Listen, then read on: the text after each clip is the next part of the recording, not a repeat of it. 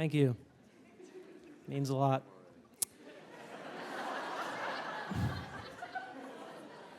I'm a bit of well, I think there's a fine line between gutsiness and utter stupidity. And when I was in college, I slept with my professor. Yeah. A lot of guys wolf whistle or say things like, "You're the man," with that. Most women ask, like, "Are you okay?" And no. But she was 46 and I was 20. I know. Committed. But we were together for 3 years, and it's still the longest relationship I've ever been in. My current girlfriend, we're at 1.5 years, so.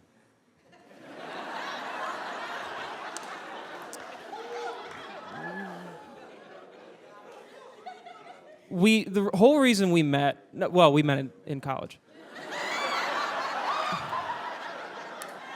The most normal sentence about the whole thing. But the whole reason we started, was because I gave really good answers in class.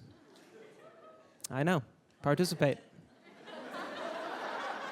You gotta participate. Very important. But, yeah. So what happened was I would, she taught film, by the way. It wasn't like it was theoretical physics. I wouldn't, And so I ended up, she would tell me, like, "Hey, let's come back to my office, talk more about, basically show each other YouTube clips." And there was one time when we had been, particularly showing each other some really good clips. And I walked out of there thinking, if I didn't know any better, and if it wasn't ridiculous, I would swear that woman was turned on. But I didn't, obviously, think of her that way. So semester ends, I stop having class with her. Summer begins, I turn 20, and then she emailed me and was like, "Hey, I have an idea for a project we could work on over the summer. Why don't you come meet me by the campus lake, and we'll take a walk and talk about it." And I'm like, great, would love to have a great opportunity to work with her on something. Respected her.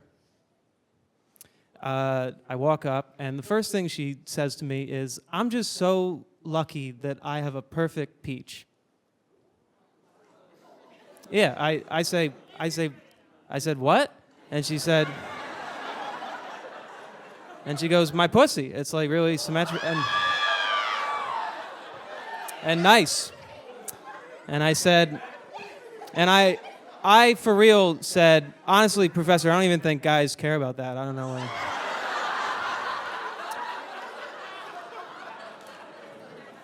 5 minutes later, we were making out against a tree. So I did eventually get it.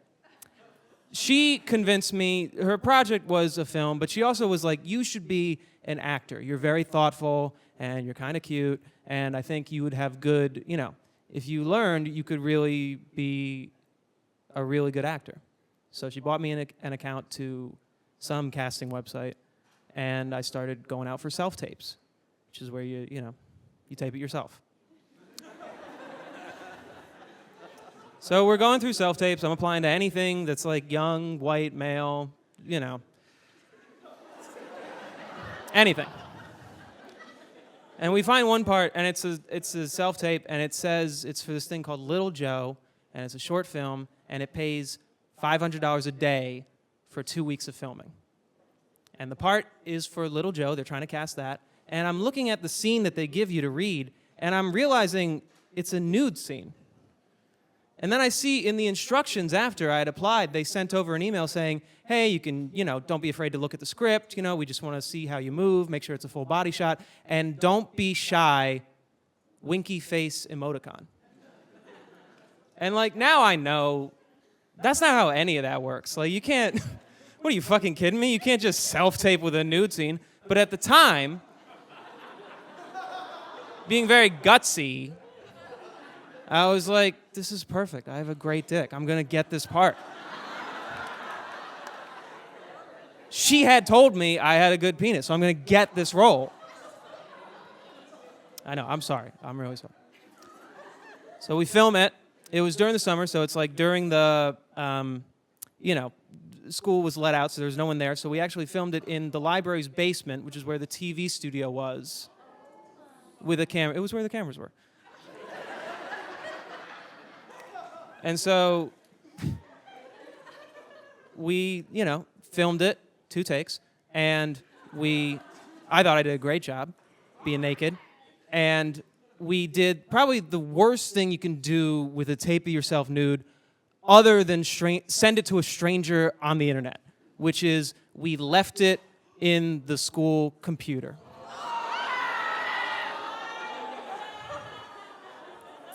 I know. A lot of guts. Very gutsy decision. So, sorry, sometimes I forget that actually happened to me. So this was like a landmine, you understand? School was out. I didn't hear, 2 months later, I get a call from the literal dean of arts and humanities telling me, Ned, what the fuck? This is beyond the pale. I can't believe you would do. And you might be wondering, like, why did the dean of arts and humanities herself call you on the phone? And what you don't realize is that the dean of arts and humanities was also, in her spare time, my mother. So,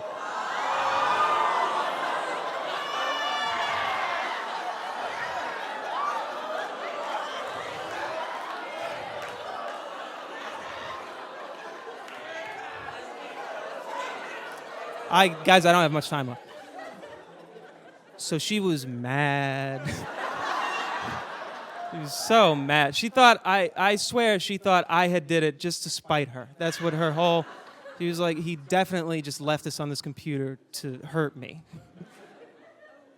But they're like, my mother, nepotism aside, wanted to like literally throw me out of the school. It was crazy. But Christy, and they didn't know Christy was involved, but she got up on the tape and she somehow convinced my mother, like, just go easy on him. He's just working hard trying to be an actor. And so, only thing that happened, I was banned from the TV studio for a semester. But the worst part, for real, didn't get the part. Not even called back. Thank you.